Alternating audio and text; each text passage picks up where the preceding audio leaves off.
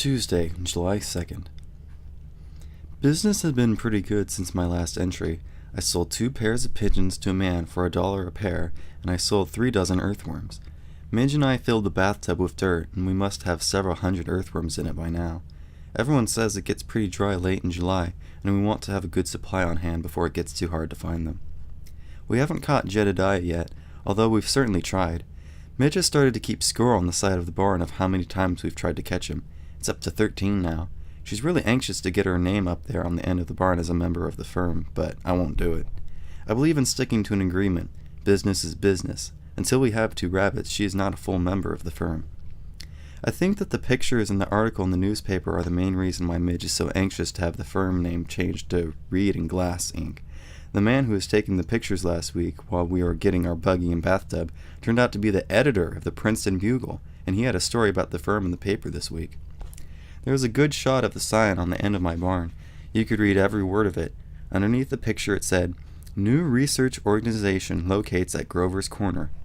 I figure that a picture on the front page is better than a lot of classified advertising saying that I have earthworms, pigeons, and so on. There was also a picture of everybody pushing on the buggy and the cart and the tractor, showing all the cars stopped on the road. I don't see much point in putting that into the paper, and the caption he had underneath it didn't make any sense at all. It said, 2 professors, 1 assistant professor, 2 vice presidents, and 5 assorted PhDs tackle problem of horseless carriage. There was an article about the trouble we had and about our research firm. It was pretty long, so I'm going to paste it here in the journal to save copying it. Crisis solved by some of the Princeton's best brains. There was a minor crisis last evening at the Grover's Corner a few miles outside of Princeton.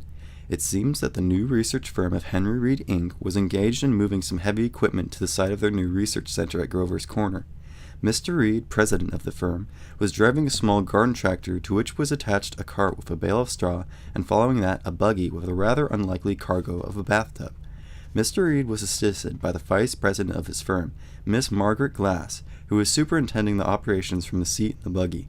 Another member of the firm, a dog named Agony, was also president. He was riding in the bathtub. It is not known whether he was taking a bath at the time or not. This entourage, consisting of a tractor, a cart, and a buggy, had just made a wide sweeping turn to swing into the research firm's ground when the tractor stalled, effectively blocking the road in both directions. Professor George Jor and Professor Justin Cartney, 2 of Princeton's outstanding engineers, endeavored to start the tractor. It refused to respond. 3 members of Princeton's aeronautical engineering department also tried their hand without success. This prompts the Princeton Bugle to observe that although Princeton scientists have designed engines capable of producing several thousands of horsepower and have probed deeply into the secrets of the atom, they have yet to solve the problem of how to make a gasoline lawnmower or similar small engines operate properly. The impasse of the stalled tractor was finally solved by the teamwork.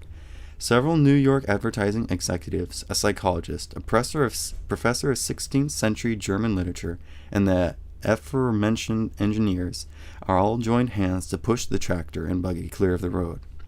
The traffic jam was soon cleared, but your reporter stayed a few moments to interview Mr. Reed and Miss Glass as to the nature of the research enterprise.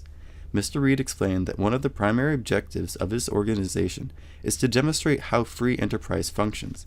He is returning to Nepal, Italy, this fall, when his father is a consul in the U.S. diplomatic services.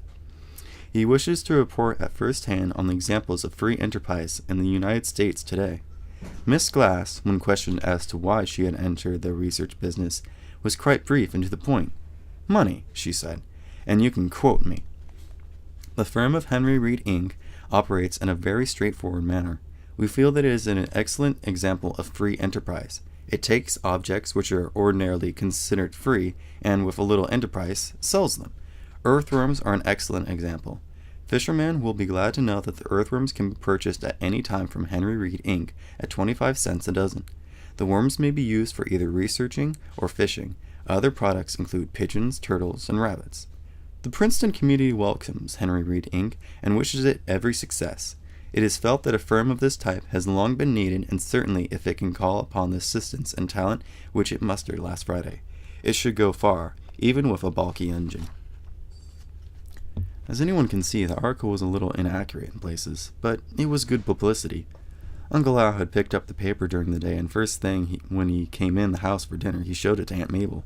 She read it and laughed until tears came to her eyes. "That's quite amusing," she said finally, "isn't it?" Uncle Al chuckled. "Yes, it is," he said. "And it also proves a point." He turned to me. "Say, what did your mother ever tell you, or what her nickname was when she was a kid?" "I don't think so." "Well, everybody here in Grover's Corner called her the Turmoil Kid." "Why?" "Well, it would be easier to give you an illustration than to explain," he said. "When you get back home, just call her that, and see what she says." He started filling his pipe. All of a sudden, he stopped and stared off into space. "What is it?" asked Aunt Mabel. "I just figured out why our foreign relations are in such a stew," he said. "Come on, both of you, get out of the kitchen and get washed up for dinner," Aunt Mabel said in a very stern voice. We were having our dessert when Uncle Al looked over at me and said, "I noticed your ad in the paper about the beagle. Has anyone called about him?" "No." "Sort of surprising, isn't it?" he asked.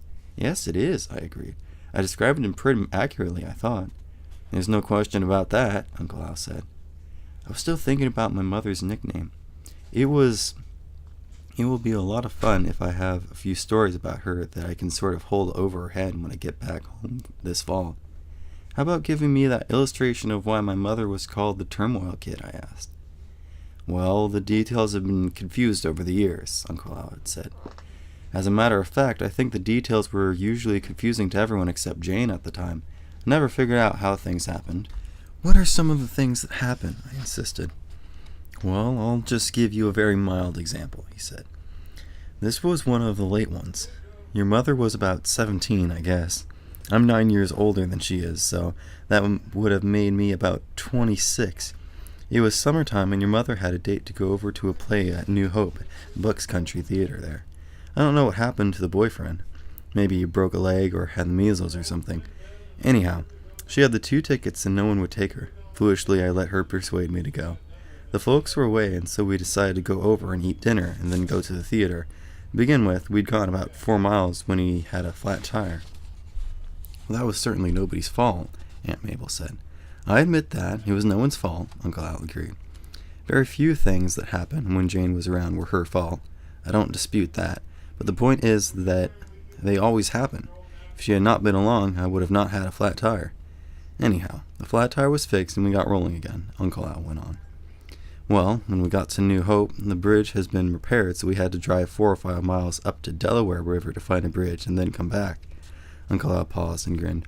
"Nothing much happened at dinner. I ordered some clam chowder, and Jane had to put her purse on the floor where the waiter could trip over it, and he spilled at least half a bowl down my right sleeve." Uncle Al held up his hand and looked at Aunt Mabel. "The man was a clumsy waiter, I admit it," he said.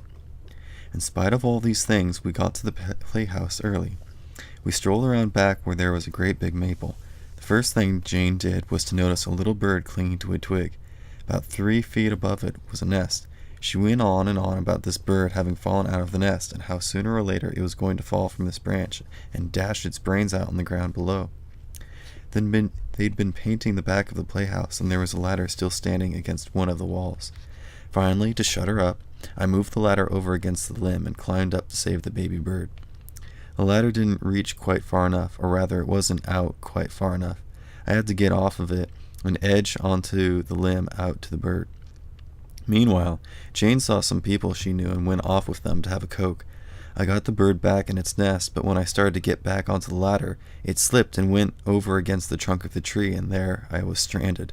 I had to yell and holler for someone to help me. Pretty soon there was about 100 people down there giving me advice, laughing, and watching me climb down. I felt silly as could be, and of course Jane, being only 17 and a girl, decided that it was all very embarrassing. She pretended she didn't know me at all." Uncle Al paused and lighted his pipe. I expected him to go on and say something more, but he didn't. Finally asked, "Is that all of it?" "That's all of it," he said. "That's the end of the story. We saw the play and came back home." I didn't get the point and told him so. "You mean nothing else happened?" I asked him. "That's all that happened," he said. He gave a sort of shiver, as though he were cold.